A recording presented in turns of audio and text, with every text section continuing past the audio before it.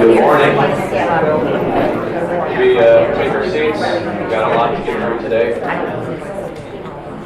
Thanks so much to all of you for coming. I think some of you have come all the way from the East Coast, and so we really appreciate everyone being here. I'm Bryan Cunningham. I'm the Executive Director of UCI's Cybersecurity Policy and Research Institute, which is a creature of 6 schools in the university, including the School of Social Science. It's our Dean, Bill Maurer, who also happens to be a world recognized expert on blockchain, so I'm grateful to co-host with Bill. And I want to give a special thanks to Bill's team for working diligently to be able to set up the event and all the logistics, especially Taylor, Farah, and Jenny, so thank you very much. About 12 years ago, I, along with 2 other folks, wrote the Legal and Ethics chapter, I think the first one related to cybersecurity in a number of IT security textbooks. And the reason I mention it is I had 2 co-authors, and we started the book, or the chapter, with a vignette, a future vignette about then newly inaugurated President Hillary Clinton. It was supposed to be 2009, so we only missed that by 6 years or so and about 33 electoral votes.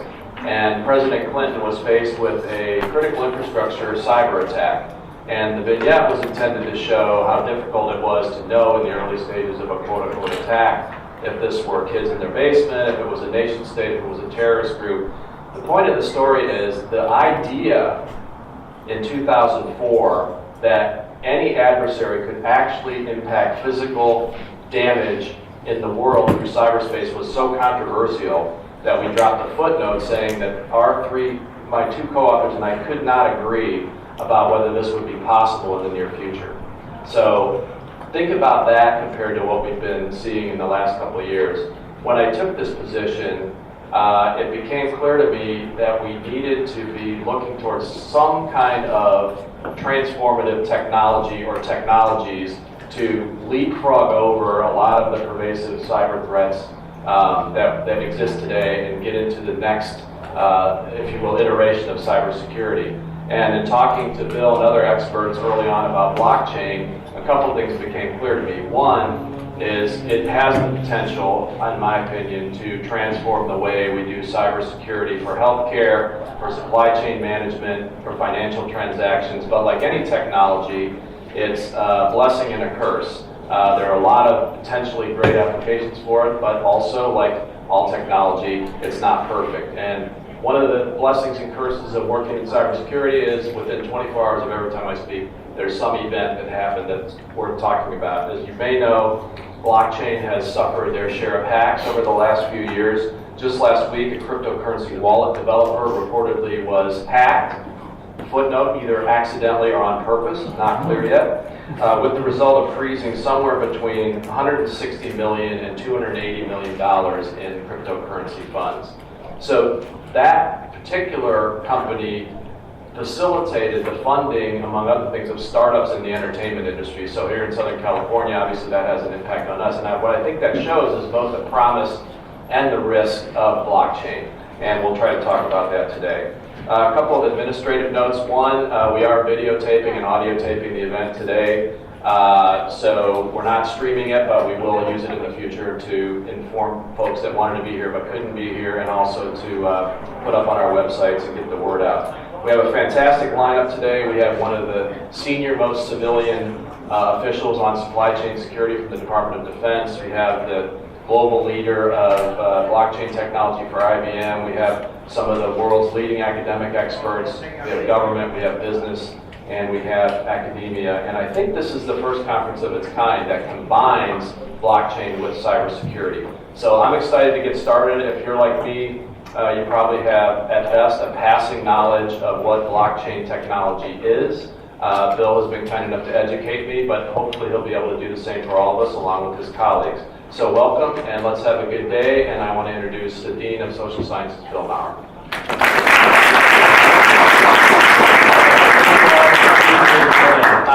As Bryan said, we think this is the first event of its kind. There was a blockchain supply chain conference over the summer in St. Louis, but it didn't integrate the supply chain in digital goods, and it didn't bring in the cybersecurity dimension. So depending on how you carve up the universe, we're either the first or the second to be tackling this sort of problem. First, just to welcome you as Dean. As Bryan said, I'm the Dean of the School of Social Sciences here at UC Irvine, and we're actually really delighted with the partnership that we have with our other schools across campus for the Cybersecurity Policy Research Institute that Bryan directs. I want to acknowledge today, especially the staff from the Donald Brent School of Information and Computer Science, the School of Social Sciences, and the School of Law for helping out with this event and some of the logistics around that.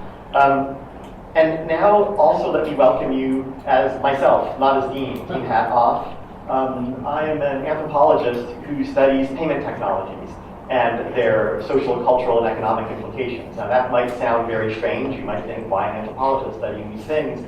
But if you think about the kinds of things that anthropologists historically have looked at in our archive, from cowrie shells to cattle in exchanges that people use to make relationships with one another, then maybe it can start to make some sense to you why someone like me would have started studying digital payment around 2007, 2008, that then turned into a series of engagements both in the mobile and digital money space and then now with blockchain.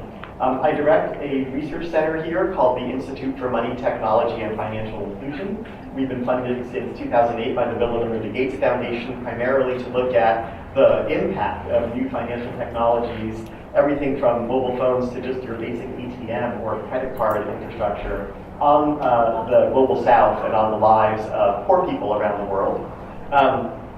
We are in a moment of transition right now as our 10 years of Gates funding, which was a wonderful amount of time and money, goes away because that project is basically complete, and as we pivot towards some other problems. And we have a really great partnership right now with the Filene Research Institute that supports work on the credit union industry, looking at the impact of fintech on credit unions, among other engagements.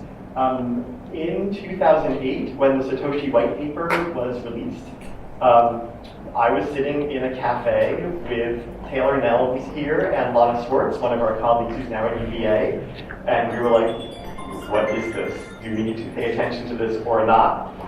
Coincidentally, it was that same day, I think, maybe sitting right there, when a colleague of mine at the State Department emailed me, and emailed me and emailed a colleague who was then at the Fed, saying, what is this? Do we need to worry about this?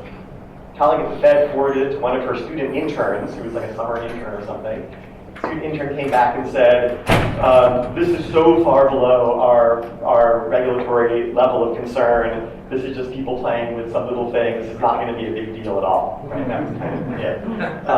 And here we are today. And there's been some things happening in the past few weeks in particular.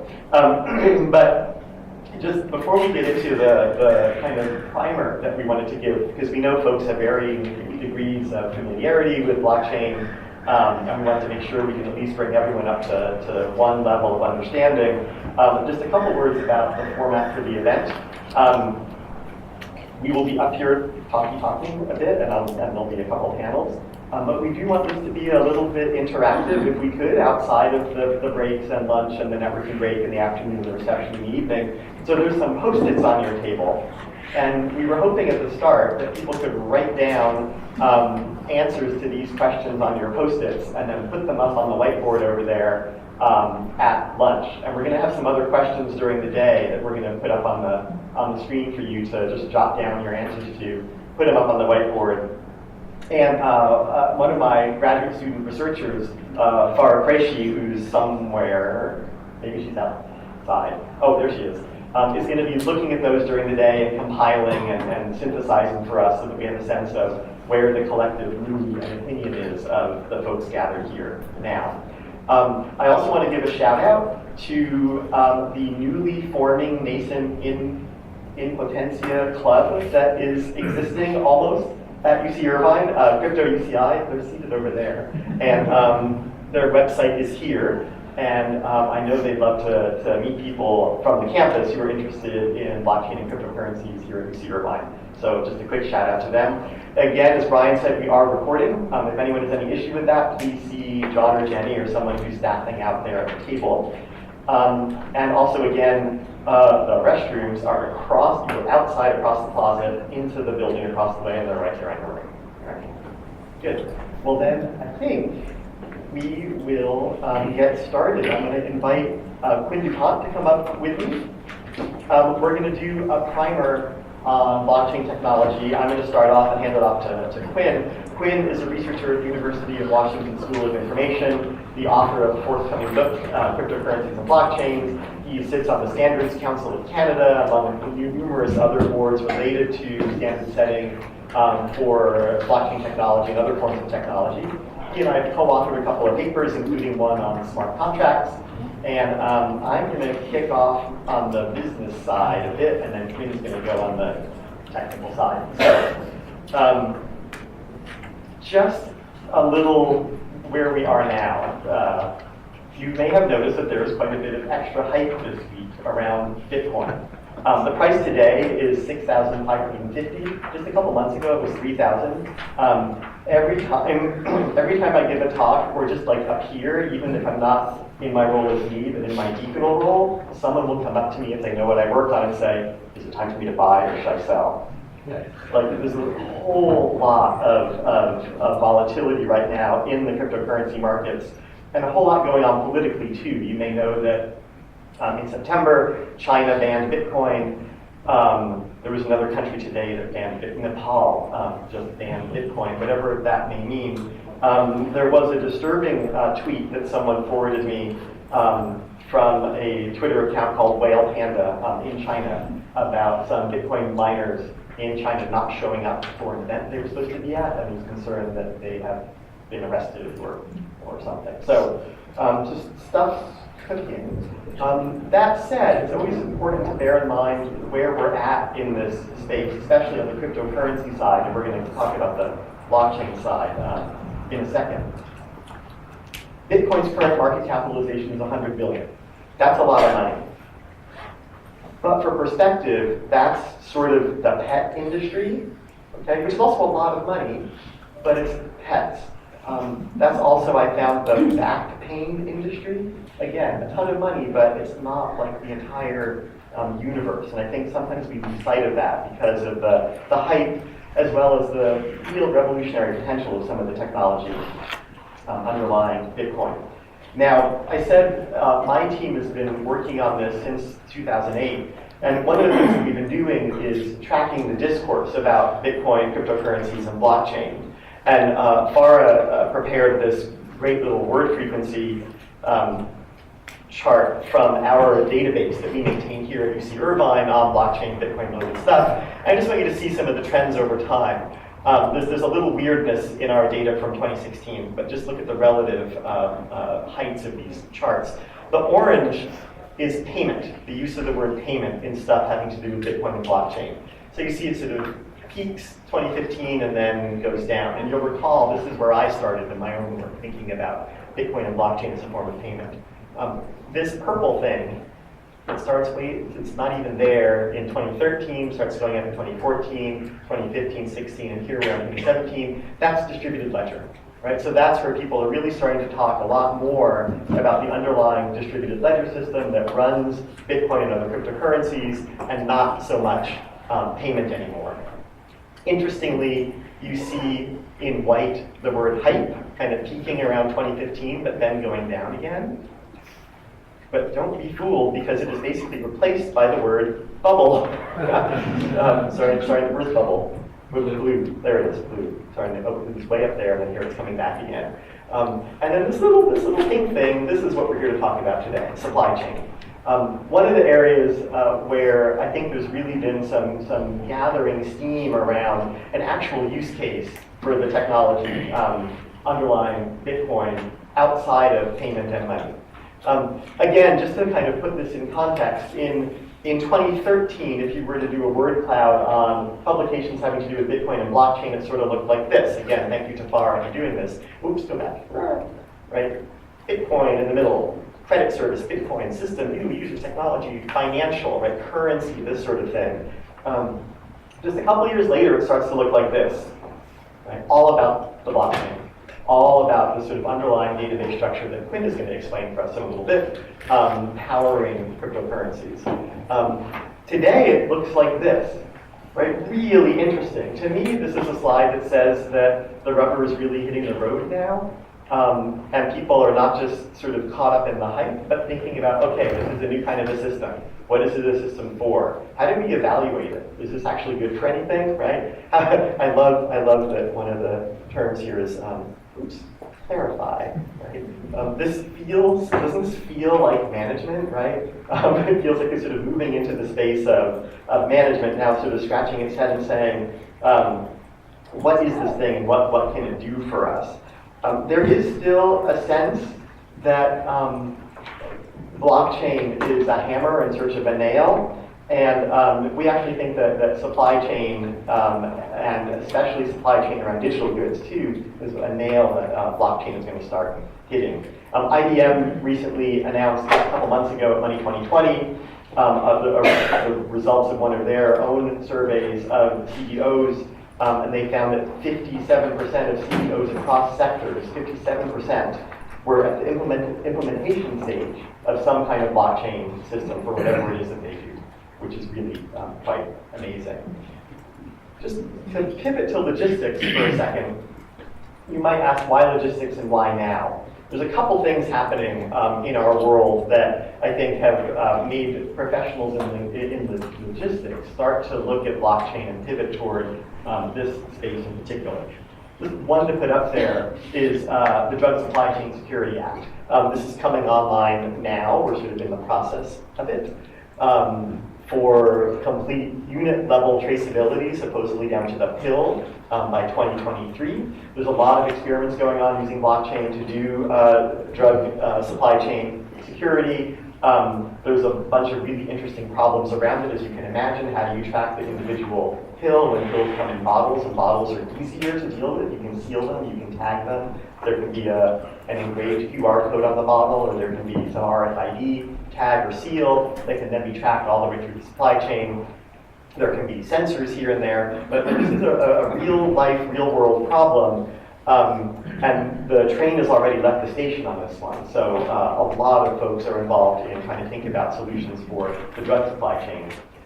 We also live in a world now where there are sensors everywhere, right?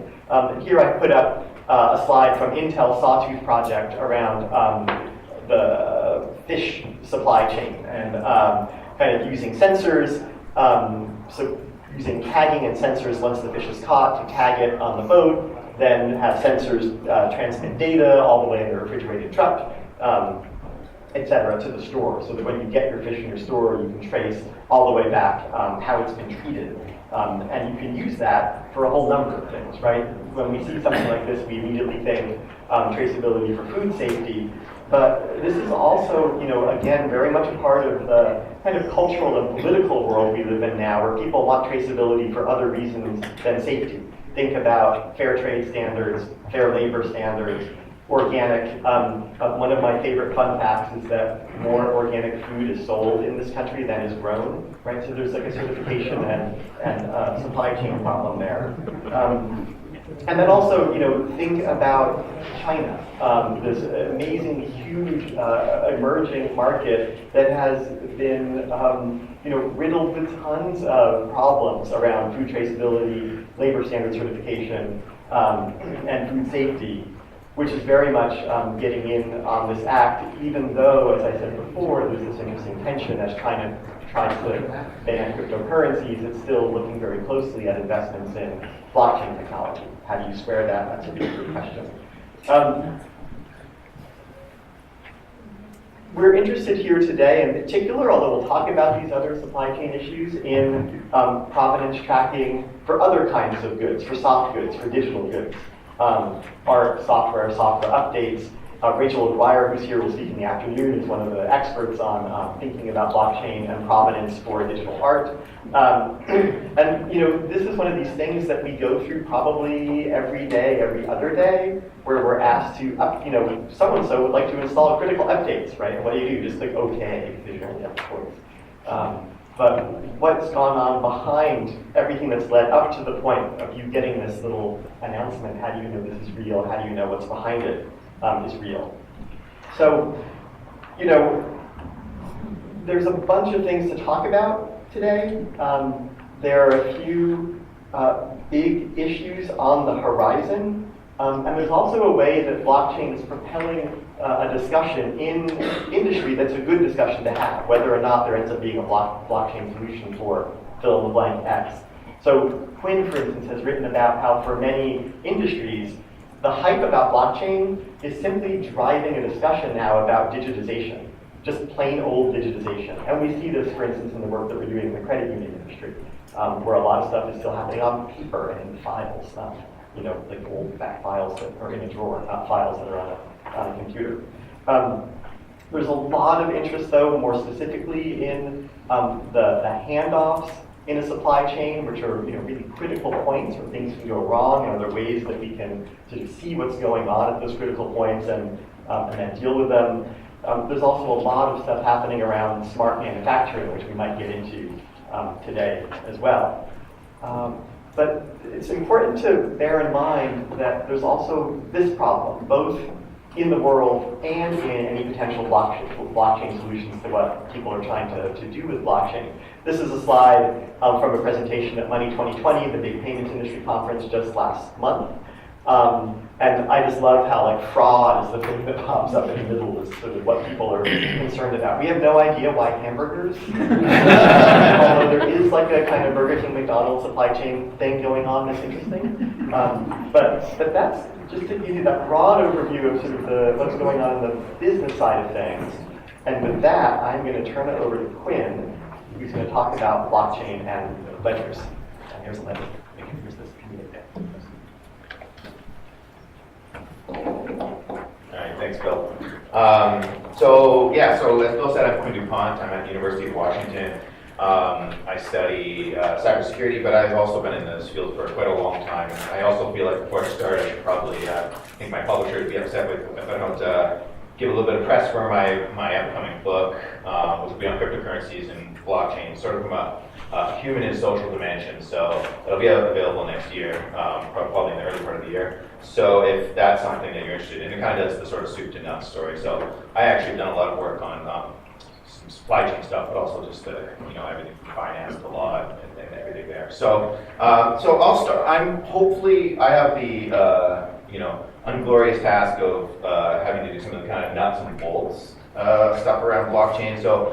And I've done these things before where, some people know absolutely everything and, they're programming on the blockchain, and then there's other people who, read a Financial Times article on it. So I'm going to try to hit somewhere in the middle. We'll see how well I do. But basically blockchain kind of, there's a lot of ways to kind of think about it. But the kind of basics is it's a ledger, right? A ledger as in the old-fashioned kind of paper way.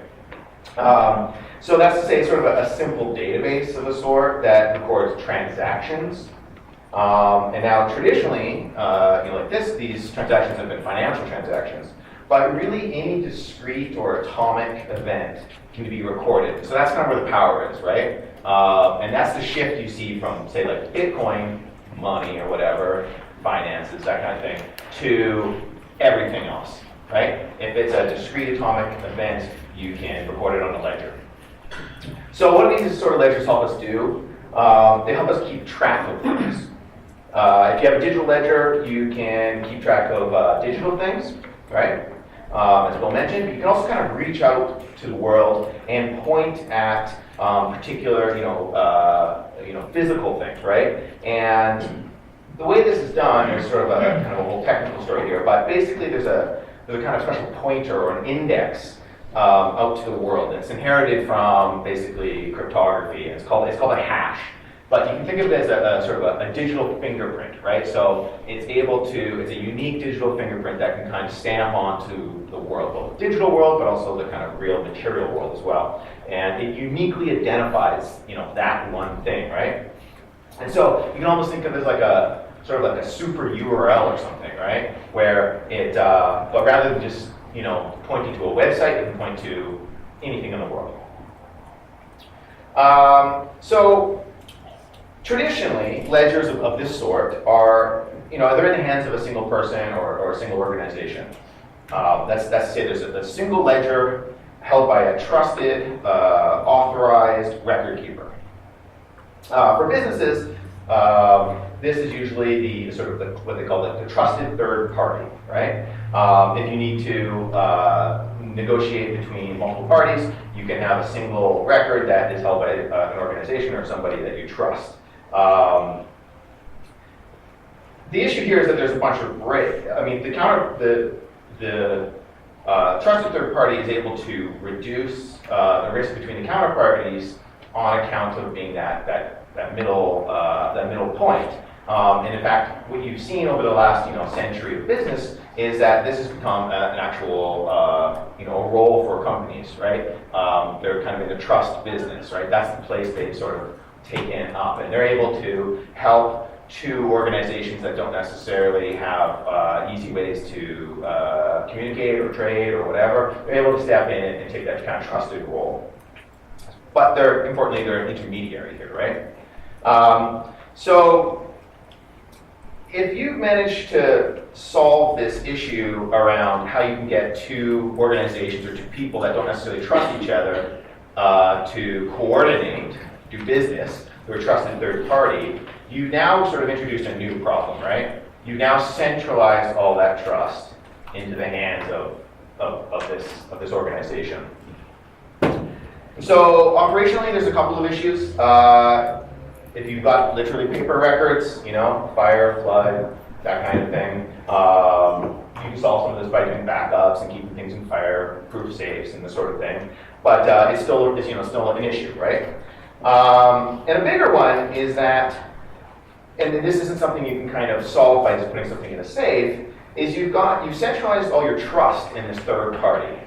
And now you need to worry about, say, the third party censoring certain kinds of transactions, right? Excluding certain parties, not being neutral, basically, right? Or maybe failing to add certain kinds of transactions or, particular transactions, ones that might not be, to the advantage of one party or the other, or changing the transactions in the past, right? Cooking the books, Obviously, finance here is a big domain. And then you've got sort of privacy issues. You have to be able to trust that the ledger is going to be kept secret, appropriately secret, right? And then on the flip side is, of course, regulatory issues. Has to be open in the right ways and so on and so forth, right?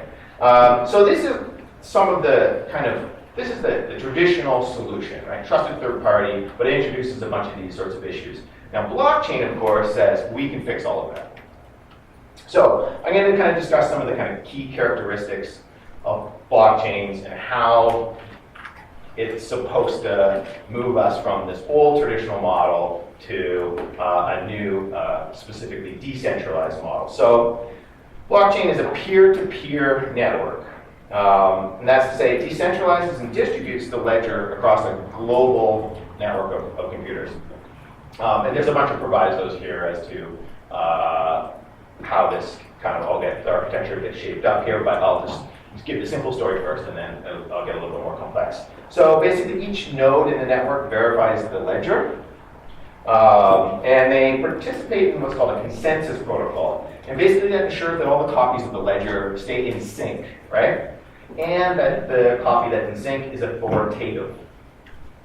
So curiously, this means that to protect against bad actors, that's to say nodes in the network that might try to cheat, right? The ledger has to be public. This is a really important point. But sometimes it's actually, as I'll talk about at the end here, sometimes its public nature can kind of be substituted, but then you need to change the consensus protocol. So the result is that the ledger is persistent, cumulative, and total in the sense that it includes everything, right, since the very beginning. So it's a full, proper ledger. It's time-stamped, includes authoritative transactions that are verified, and it's immutable in the sense that the transactions can't be changed or revoked. That's to say, it's append only. So with this big sort of public total ledger, all the inputs are auditable You can just kind of square them. 1 + 1 = 2. All the sum of the transactions are in fact accurate and can be checked to be accurate.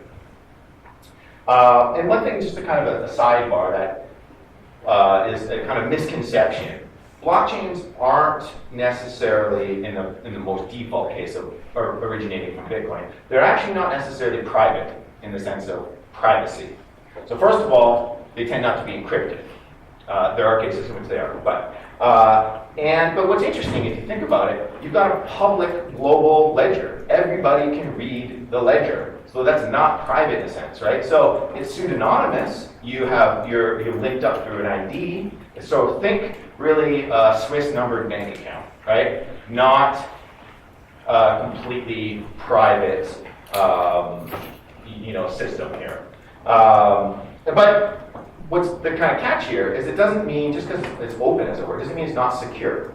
It can be secure in the sense of being immutable, verifiable, and so on. They just do everything without encryption, right? So we often think, oh, cryptocurrency involves encryption, but it actually involves these hash structures, really.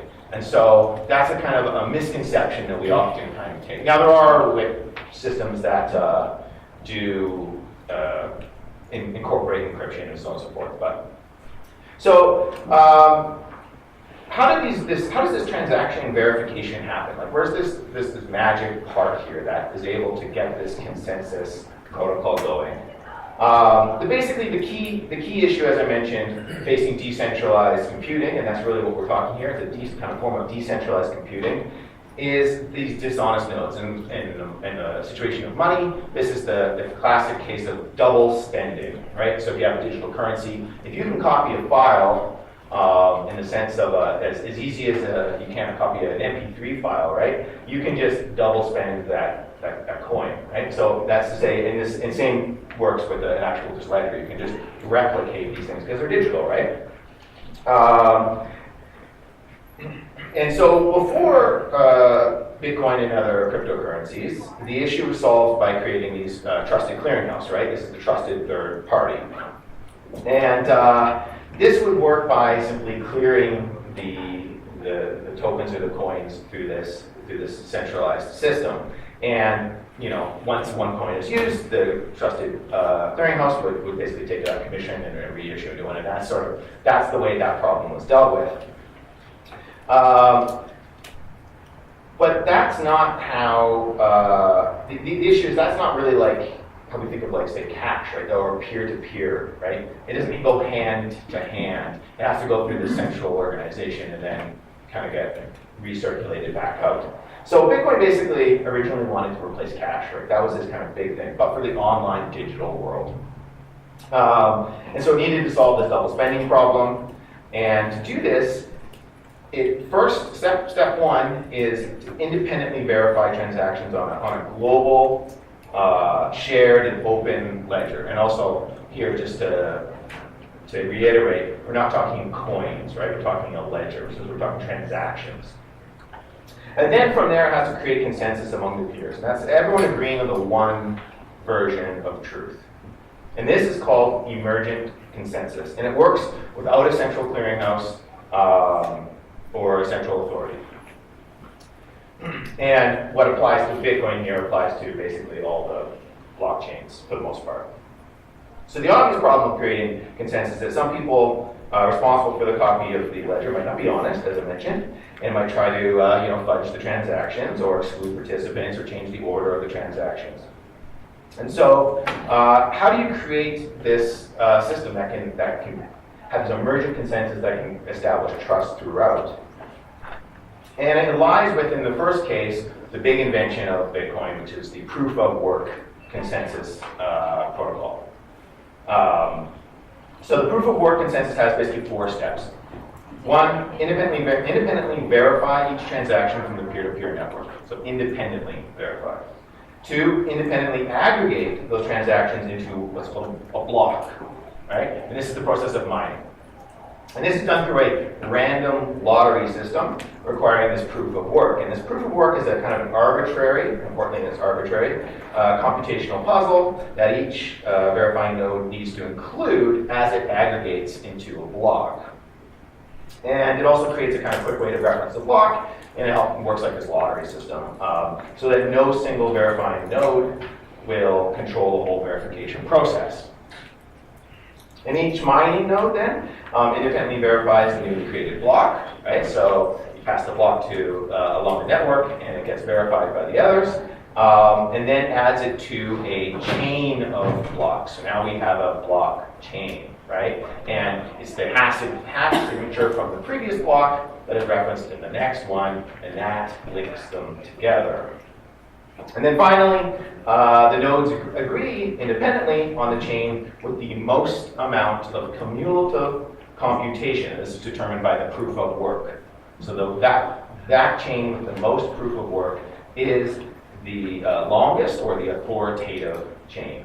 So that's the kind of nuts and bolts of this proof of work consensus algorithm. So this solves that issue of having an open ledger and taking care of the problem of cheating on it. Why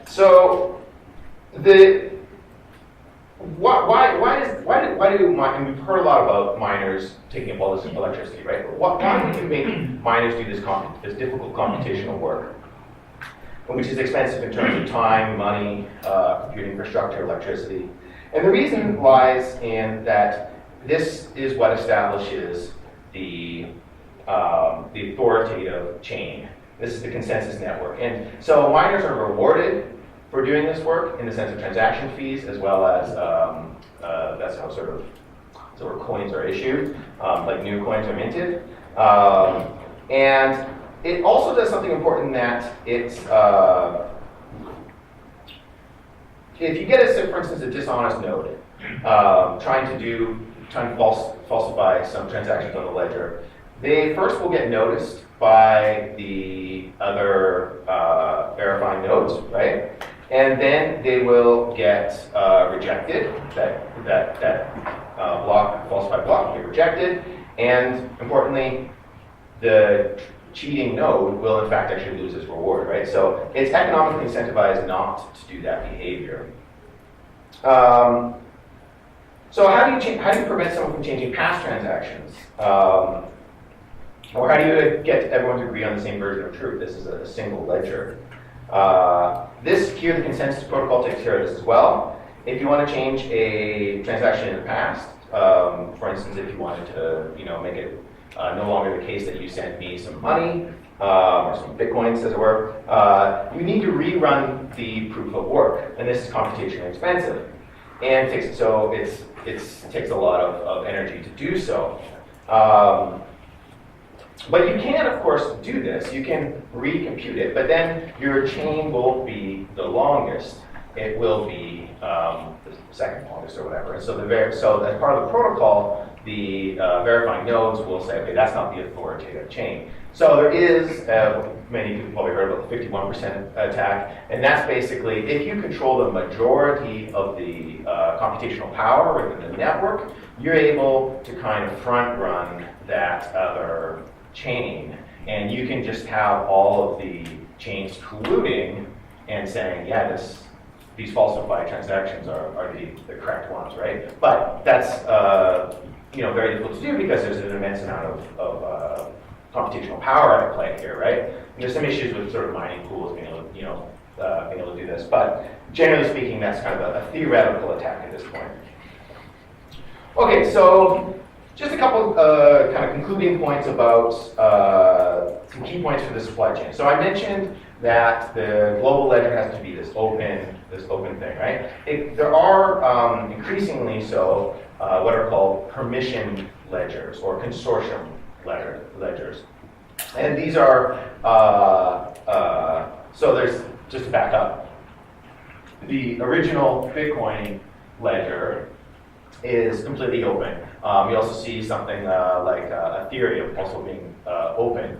And this here, you get, by being open, you get a certain amount of security risk, but also security benefit. The security risk, of course, is that now these transactions are kind of open and they're not private and so on and so forth. But the consensus protocol takes care of you get a certain kind of security boost there through this open consensus protocol. But if all of a sudden you move to a permissioned or a consortium ledger, which isn't globally open, you now have to kind of contend with possibility of cheating nodes, right? So there's a bunch of different ways of kind of handling this issue. I mean, one kind of very obvious way, and this is why a lot of enterprises kind of prefer the permissioned model, is that, well, you know your actors, you know who's involved in it, right? So you have legal duties to each other and so on and so forth.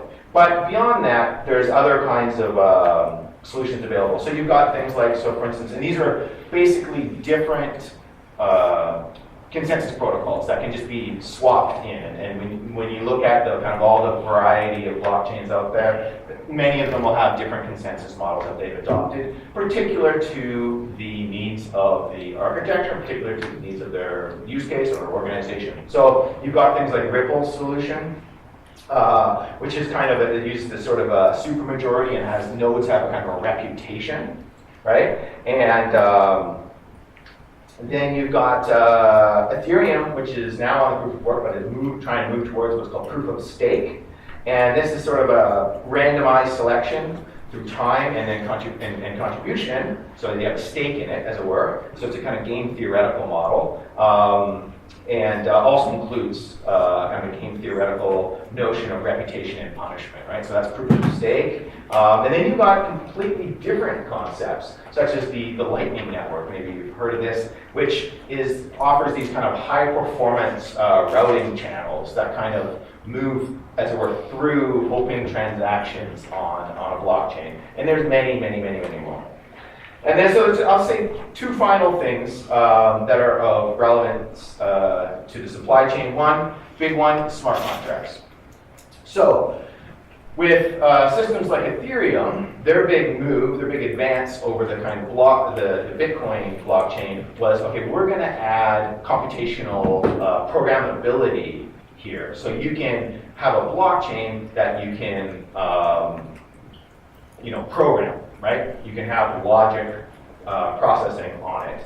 And what's nice is that you get this kind of secure environment, right? The ledger, the blockchain. But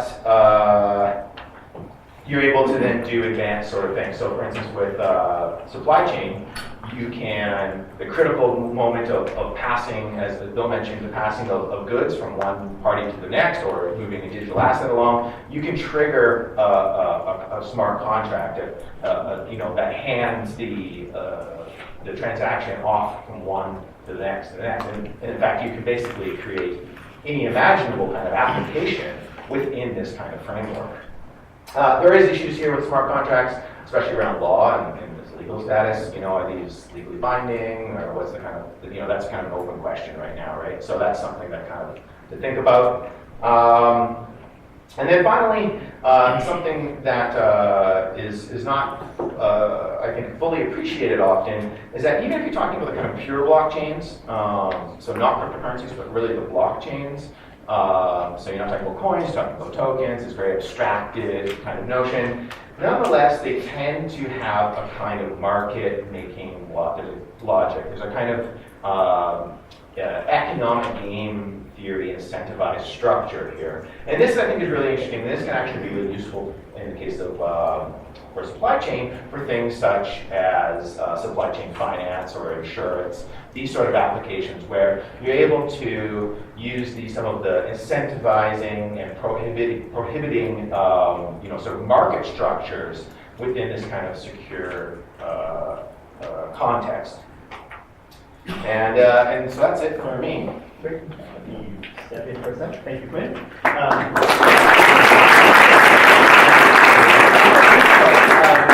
I know that this is for those of you who are new to the space or just getting in, this is an awful lot to start with, but again, hopefully it just sort of brings us all to some general level of common understanding of us talking about here a shift from centralized to distributed systems, and also thinking about what you can do with the distributed system that is managing a shared ledger, right? So if you think back to my Wells Fargo ledger page, that would exist in a book that Wells Fargo people would keep track of, and then they put the book in a vault, right? And that's where it all was.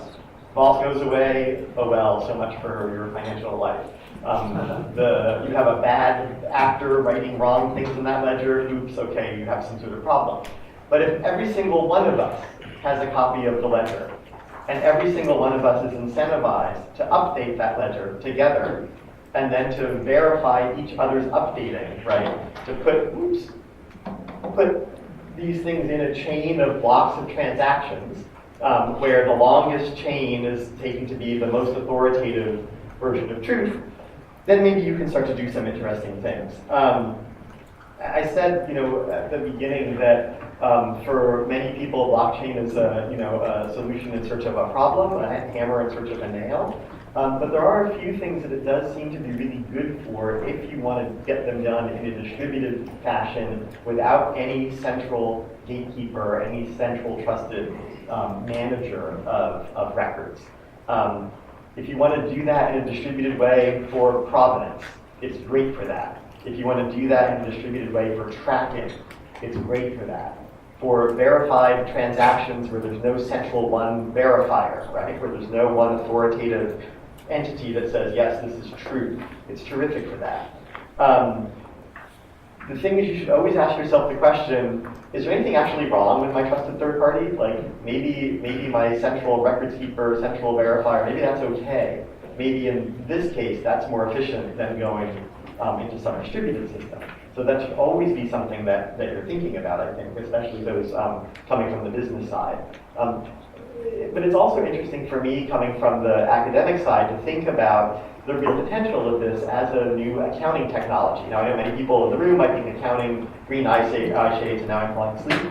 But, double entry bookkeeping revolutionized the world, right? And helped give us the system that we call capitalism. It's basically an accounting technology. That's what distributed ledgers are. So as we're going through the day-to-day and thinking about this, we should be very mindful of the hype, but also mindful of some of the potential here. And with that, we have maybe 5 minutes for a couple of questions before we get on to our first keynote. So, any questions? Go ahead. You just think that Bitcoin is operating in a speculative fashion, and in addition to that, as far as its future potential, without the backing of the nation state or military or pegging it to something like a petrodollar, how valuable do you see Bitcoin in the future? Okay, people, raise your hand if you think Bitcoin is mostly a speculative asset. I won't look. That's only like 50-50, wow. Okay, I think yes. It's behaving a lot like other speculative assets have behaved in the past. And then the point about, whatever, does it have any kind of future as a money or whatever without the backing of the state, et cetera, et cetera. I like the way that regulators think about this. And I had an interview with a regulator a couple of years ago where he said to me, look, you can, and I forget what he used, but he's like, you could build a whole economy in rabbits. His baskets. It was baskets, yeah, baskets. You could build a whole economy made of baskets, and you can pretend the baskets are money and trade them with each other. And again, this is like a high-level federal regulator. He's like, if you want to do that, go nuts. That's great. But if you have any kind of problem, don't come crying to me because I'm not going to fix it. Right? If you want to have, contracts that are enforceable and transactions that are enforceable, then you need law and states. So that again, weighs in favor of thinking about things like Bitcoin as a particular kind of speculative asset instead of as money per se. So, can I add? Go ahead. Just to add to the question of whether or not speculative, the econometric literature, overwhelmingly, it's a speculative asset from an econometric perspective. So that's for whatever that's worth.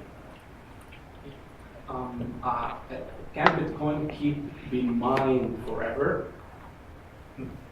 Well, I mean, it will depend who might mean. So the mining term is actually a bit misleading, because it kind of suggests kind of resource extraction or something, right? Currently, so the incentive structure for mining is you get, if you are successful in the proof of work lottery, the miner that is successful, so in this lottery, right, they are rewarded with a block reward. So they're given a certain number of Bitcoins for doing that work. That number is, by protocol, is declines, it halves at a certain set rate. And I think it's 2040, I want to say, that the halving will be 0. So at that point in 2040, if Bitcoin's still around, it'll be very weird, but at that point, that incentive structure goes away. So it's so then you're like, whoa, what are the miners? What are they going to do at that point? The idea then is that the transaction fees will be what will incentivize them. This is a very strange thing if you've been paying attention recently, where transactions on the Bitcoin network are between $6 to like $20 per transaction right now. And you can take this huge backlog, they can take days or like weeks.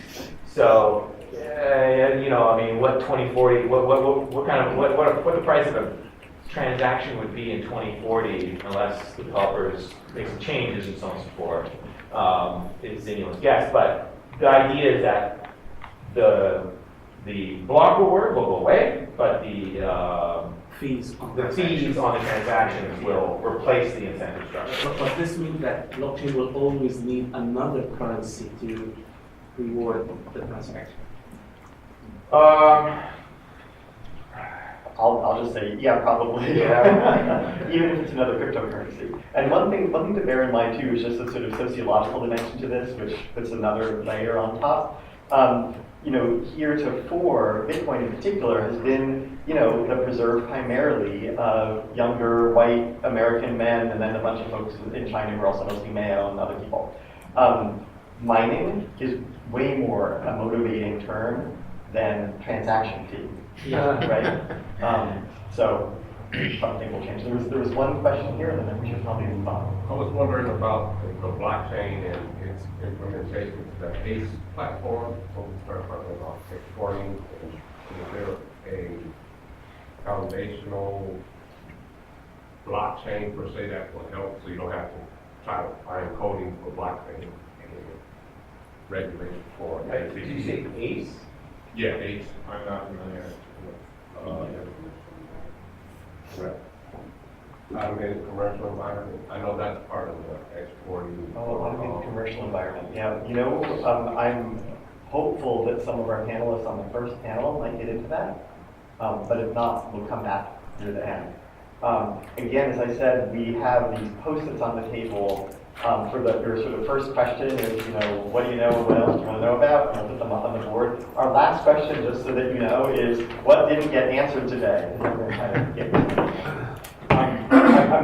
Okay, one more, then I gotta go to Bryan. So should we be concerned that, in the case of Bitcoin, that we don't know who created it, we don't know why they created it, and the reason it was so successful in large part is the demand that was created by the illegal and often very reprehensible activities.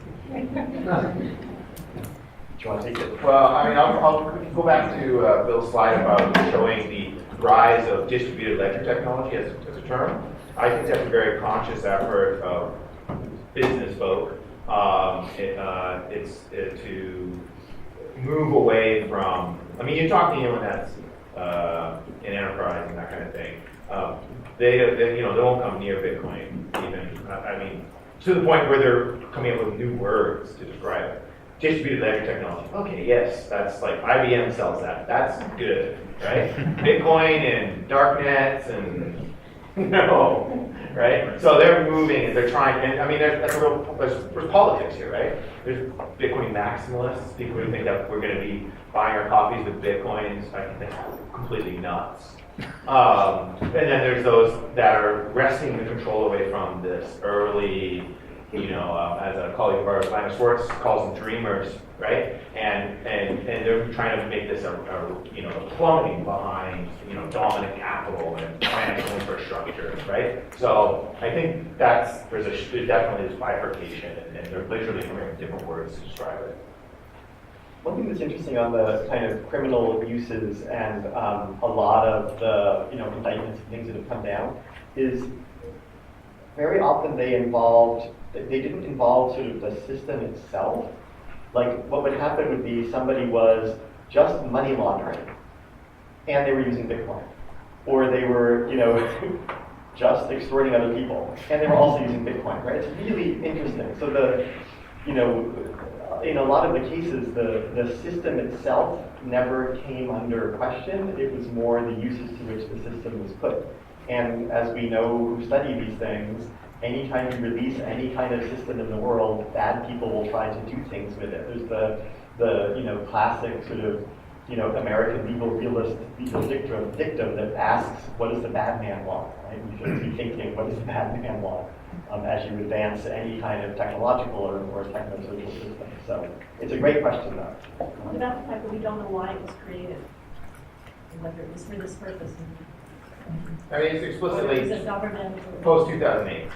It's very explicitly Post-financial crisis. Yeah. I mean, the kind of the motivation for it was, the financial crisis shows that the so-called trusted intermediaries can't be trusted with the financial system. And the initial kind of genesis block in Bitcoin has this whole sort of screed about the failure of financial institutions. And the need for a You new... created it, you don't really know why they created it. Well, this is at least why, this is why they're saying they created it. Yeah, but why do you believe that? Oh. And why do you believe that? I mean, they're explicit about their intentions.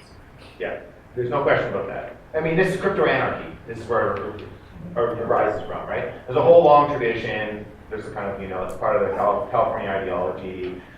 Tim May, so on and so forth. There's a whole kind of... So it wasn't the Chinese government or the Russian government or the NSA? Yeah, you don't know the individual, but you definitely, at least the declared intentions are very clear. Now, is this sort of, the Russian government, doing some whatever spy stuff? Maybe. I don't know. But it's part of a strong ideology. Just to reframe for a minute and put on my anthropology hat, right? Why was money invented? And do we know why and by who? And do we know, the kind of standard archaeological account is that this is a thing that wasn't about kind of solving the double coincidence of wants problem of Carter, but was about military states wanting to expand and needing a new way to do it. And yet we use the stuff every day to transact, right? So, for me, there's kind of moral, normative questions, and then there's sort of historical, anthropological questions which makes this a totally interesting area for someone like me to be studying, right? I virtually know, I'm like 0.0000 something from when I taught a class with my colleague Don Patterson, and we had an exercise where students had to send little bits of Bitcoin around to each other and then find it in the blockchain. But I have no real stake in it, right, except the academic stake. So, but thanks for the question. Let me hand it over to Bryan, who will introduce our first keynote. Thank you.